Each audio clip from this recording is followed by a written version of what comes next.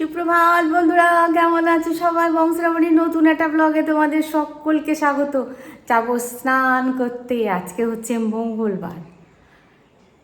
মঙ্গলময় ঈশ্বর যেন সবাইকে ভালো রাখে। কালকে হচ্ছে পয়লা বৈশাখ, অনেক কাজ আছে।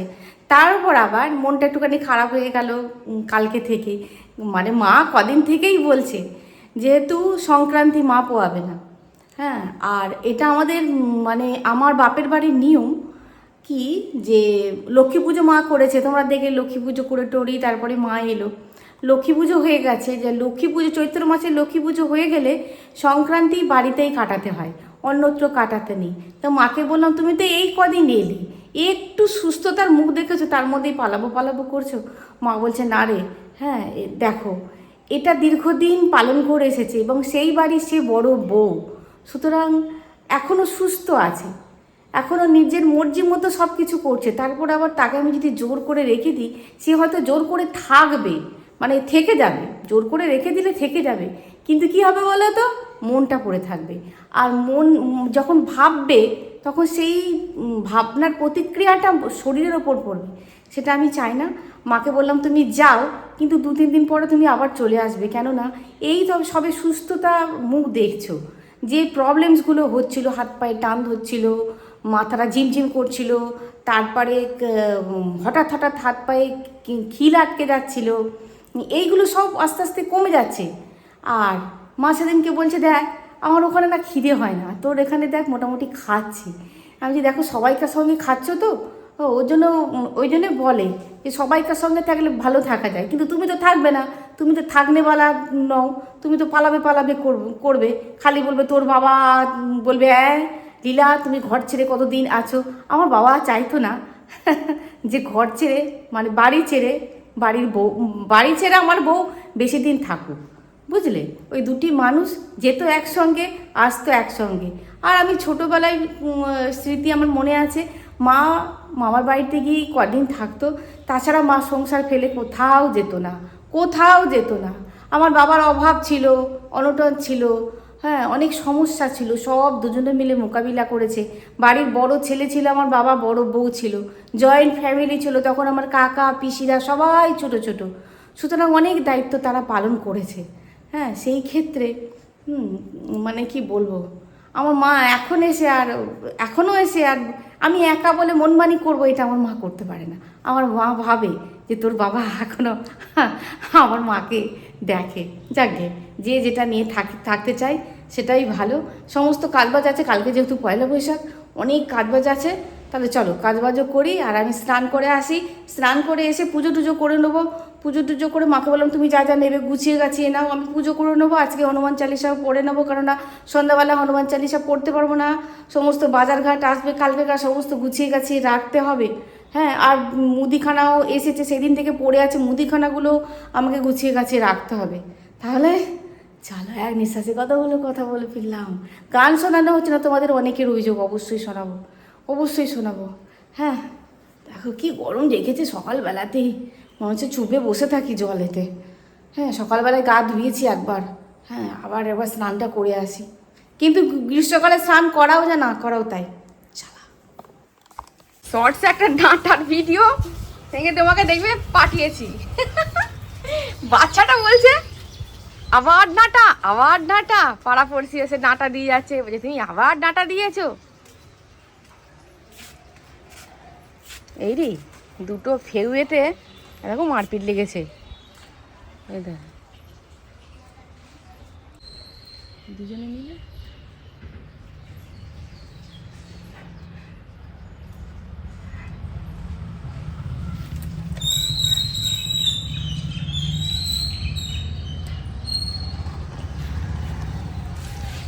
সব শাক হয়ে গেছে, কলমি শাক, নোটে শাক।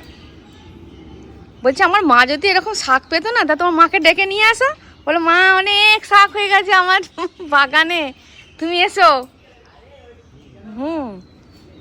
হ্যাঁ মা শাক খেতে ভালোবাসতো, আমার ঠাকুমাও শাক খেতে ভালোবাসতো, আমার বাবাও ভালোবাসতো।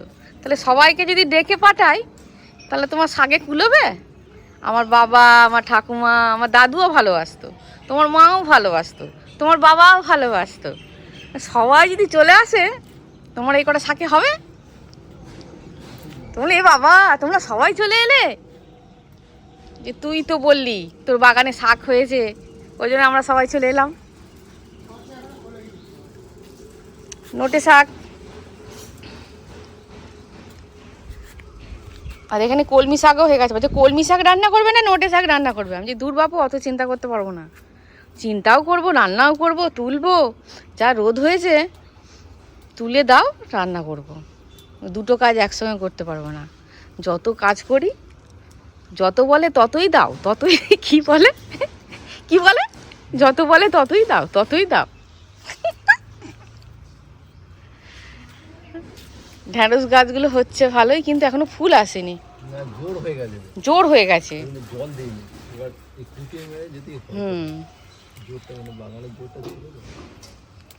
কি রোদ হয়ে গেছে বাপরে।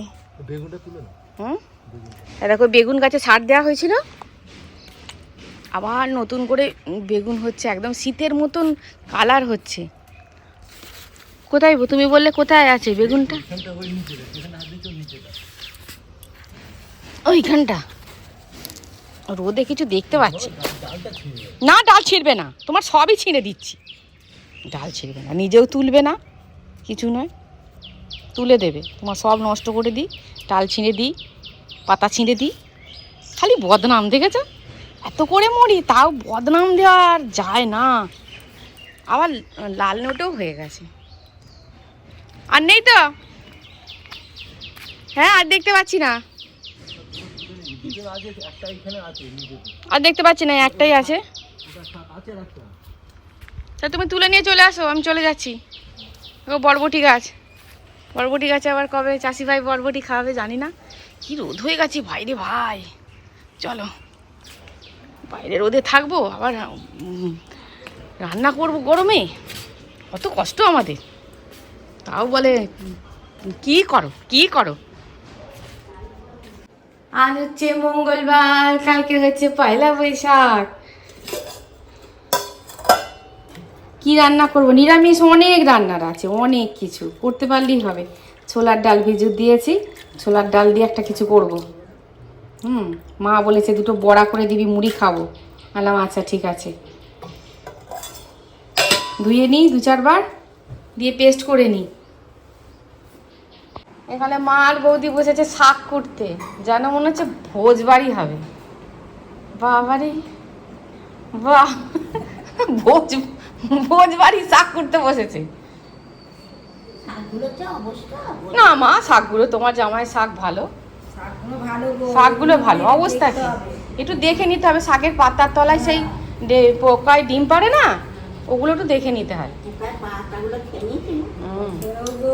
পাতাগুলো তো খাবে, ওরা বাঁচবে কি করে না খেয়ে? সবই আমরা খাবো, ওরা কি খাবে? হ্যাঁ তাই।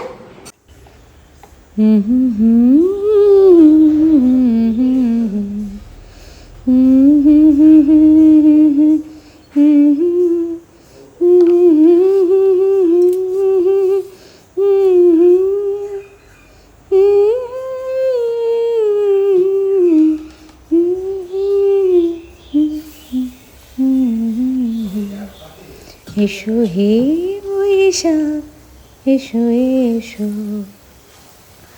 রাত পোয়ালি পয়লা বৈশাখ, তারপরে তোমরা কেমন কাটাবে আমি তো জানি না। আমি যেমন কাটাবো তোমাদের শেয়ার করব সবটুকুই। সমগ্র বছরটা চিন্তাভাবনা করলে কি পেয়েছি সে হিসেবটা হয়তো করতে পারলাম না, কেন বছরটা তো অনেক বড়। কিন্তু শেষের দিন কটাতে অনেক কিছু হারালাম, অনেক সম্পদ হারালাম। এই বারবার মনের মধ্যে খোঁচা দিচ্ছে। কিন্তু ডেলি ব্লগার তো সব যদি সব কি বলবো অনুভূতিটুকু সব সময় জানাতে যায়, তাহলে ভিডিওটা অনেকটা বোরিং হয়ে যাবে। কিন্তু অনুভূতিটা খুব কি বলবো, খুব তিক্ত অনুভূতি হলো বছরের শেষে। একদম নিরামিষভাবে, তবে খুব সুন্দর করে করেছি বড়ার তরকারিটা। আর মা যেহেতু চলে যাবে, তা মায়ের সঙ্গে বেশ কিছুক্ষণ গল্প করতে গেলাম, তোমাদের সঙ্গে শেয়ার করলাম না। সয়াবিন দিয়ে, আলু দিয়ে আর বড়ার দিয়ে খুব সুন্দর করেছি তরকারিটা। আইসক্রিম খাচ্ছে, আইসক্রিম। খুব ভালো লাগে আইসক্রিম খেতে। দিনে 3টে দিলে 3টে খাবে, এতদিন খেতে দিইনি, শুধু 2টো দিয়েছিলাম, বললাম আইসক্রিম খাবে না। কোনো প্রিজারভেটিভ জিনিসই ভালো নয়, কিনে বিষ খাওয়া এগুলো, কিন্তু তাও খেতে হয় মাঝে মাঝে। আর সমস্ত ঘর দোয়ার বন্ধ করে দিয়েছি, দেখেছ, পুরো অন্ধকার লাগছে,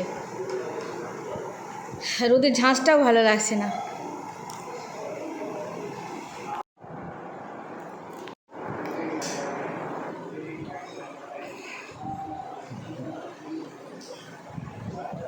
রোদ দিয়েছে গো, কি কষ্ট, কি কষ্ট, কি কষ্ট শোনা গো আমার, কি কষ্ট, রান্নাঘরটাতে থাকা যাচ্ছে না।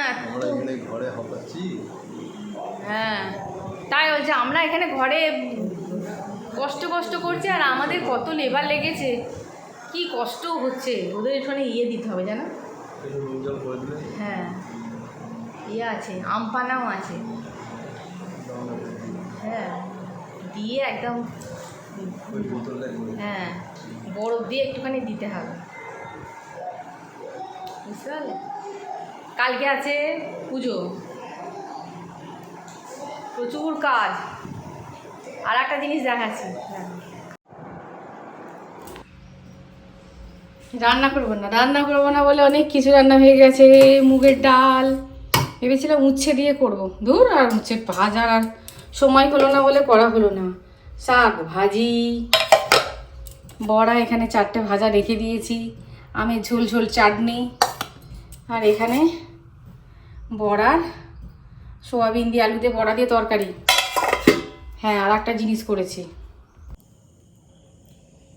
কি 25 সাল, কি 26 সাল, কি পুরনো বছর, কি নতুন বছর, মানুষ, মা ছুঁচটা কোথায় গেল, এই তো। মানুষ শান্তিতে লাই গো, মানুষ শান্তিতে লাই। যখন রোগা ছিলাম তখন বলতাম, হে ভগবান, আমাকে যেন কোনো কিছু মুড়তে না হয়। তারপর যখন মোটা হয়ে গেলাম তখন সবাই বলছে মুটি মুটি মুটি, আবার রোগা হয়ে গেলাম, আবার তা বলে না, হাতটা দেখবে, আমার মতন 2টো শ্রাবণীর হাত ঢুকে যাবে এর মধ্যে। আচ্ছা, এই হাতাটা কোন আইডিয়াতে করেছে বলো তো? সব ঠিক আছে, এটা যদি কালকে পড়ি, ওই জন্য আজকে ঠিকঠাক করে রাখছি, নাহলে নতুন বছরই বেখাপ্পা হয়ে যাবে, বেখাপ্পা লাগবে। আর দেখো 2026ও কিন্তু খালি চোখে ছুঁচে সুতো পরিয়েছি। হ্যাঁ, চশমা এখনও ঠিকঠাক হয়নি, তবে হ্যাঁ, একটা চোখের এক্সারসাইজ করছি আমি, ওইটাতে অনেকখানি ইমপ্রুভ হয়েছে, যে আমার প্রবলেমসগুলো ছিল। তবে হ্যাঁ, চশমাটা ঠিক করতে হবে, অবশ্যই ঠিক করতে হবে। আর তোমরা হয়তো বলবে, তুমি ছুঁচে সুতো পরিয়েছো কী করে জানবো, তুমি তো দেখালে না। সত্যি, মানে কি বলবো, আন্দাজে মানে দেখতে পাচ্ছি, আচ্ছা আচ্ছা, এখনও দিয়েছি, লেগে গেছে 3-4 বারে। এটা এখন রেডি করে রাখি, বুঝলে, কালকে নাহলে হবে না।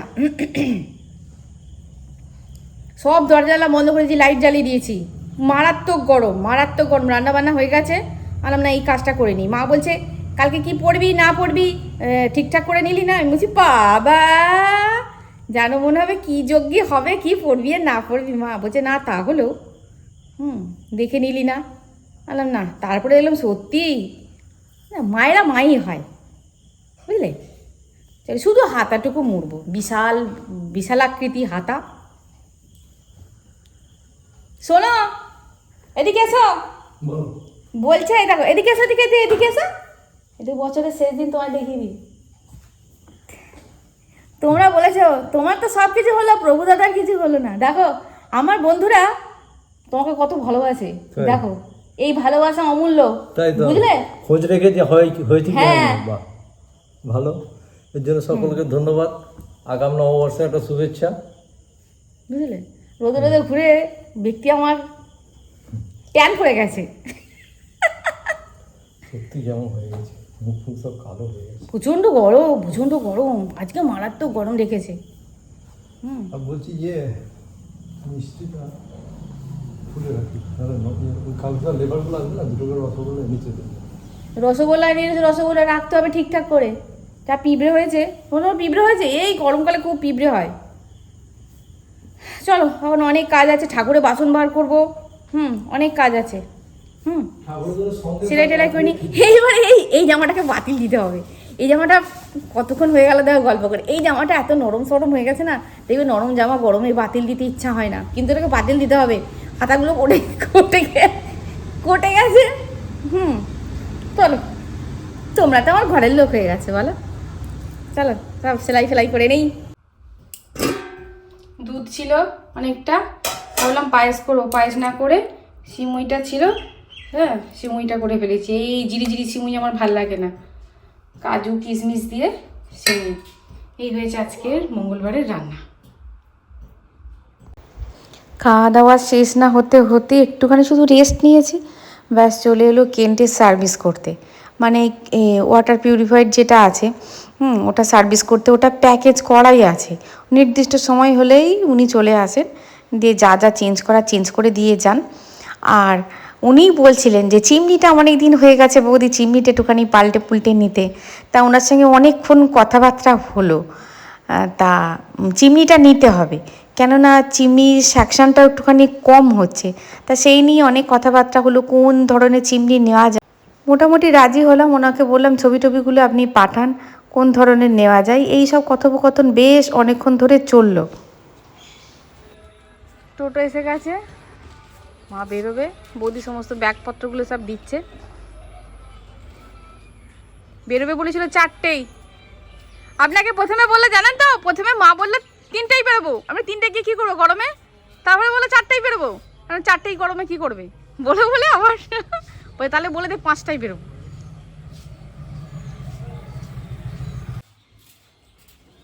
আসছি, হাতটানে থাকবি। আসছি মা, সবাই ভালো থেকো। হ্যাঁ, আগামী বছর সকলে ভালো থেকো। আবার চলে আসতে বলেছি, 4-5 দিন পর আবার আসবে। হ্যালো, সংক্রান্তি পোয়াবে না।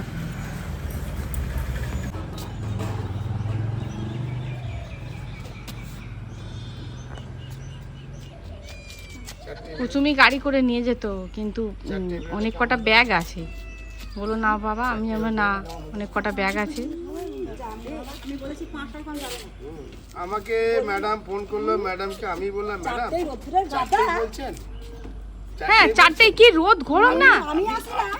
আমিও বলছি ম্যাডাম 4টেই পাঠাবেন, বলি না, বলো হ্যাঁ 4টে দিয়ে যাবে। তারপরে আবার কিছুক্ষণ বাদে ফোন করেছি না 4টা 5টা করে, বলে কাকা 5টা করবে। 4টে থেকে আবার 5টায় উঠে গেল। ও থাকবে না, শরীর ভালো নয়।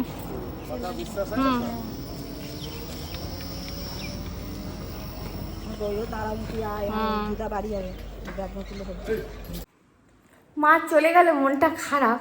আর মা আসবে, মা 2-4 দিন পরে চলে আসবে।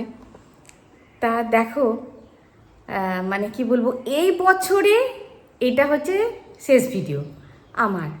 হ্যাঁ, আবার সামনে বছর তোমাদের সঙ্গে দেখা হবে।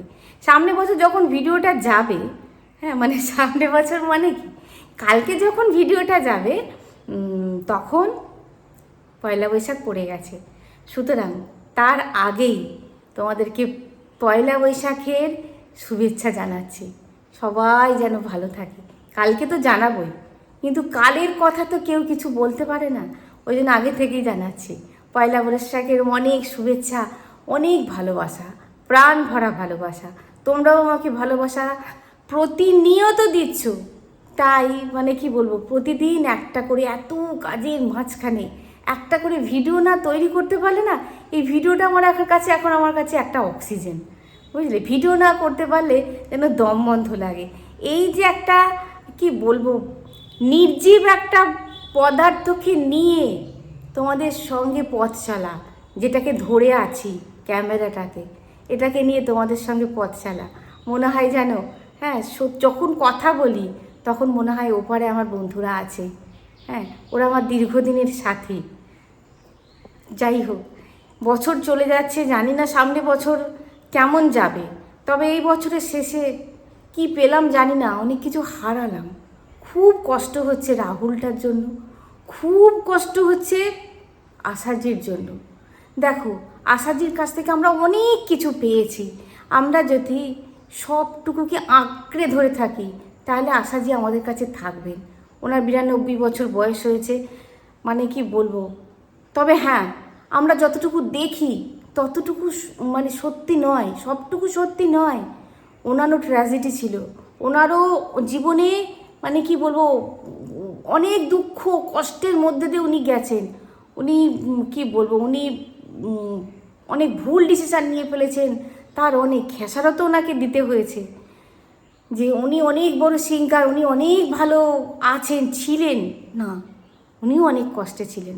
যাই হোক, তার আত্মার শান্তি কামনা করি বছরের শেষে। আর রাহুল যেভাবে গেল একদমই মেনে নেওয়া যায় না, আর কোনো দিন যাবেও না। হ্যাঁ, খুব খারাপ লাগছে, খুব ছেলেটার মুখটা না দপদপ করে উঠছে মুখের সামনে। খুব বাজে জিনিস হলো বছরের শেষটা, এটা আমি বলেছিলাম, কিন্তু প্রেডিকশানে ছিল কিন্তু। হ্যাঁ, খুব মানে কি বলবো, এটা রাজার বছর। যাই হোক, আগামী বছর যেন খুব ভালো কাটে, সকলের যেন ভালো কাটে। এই যে বিচ্ছিরি জিনিসগুলো যেন না ঘটে। দুঃখ, কষ্ট, অভাব, দারিদ্র, সমস্যা তো থাকবেই, সবাইকার আছে, আমাদেরও থাকবে। তাই নিয়েই যেন চলার ক্ষমতা ভগবান আমাদের দেন। তাহলে ভিডিওটা এইখানে শেষ করলাম, দেখা হচ্ছে পরের ভিডিও। খুব ভালো থাকবে, খুব সুস্থ থাকবে। আর বলি শুভ নববর্ষ, দেখা হচ্ছে কালকে। টাটা।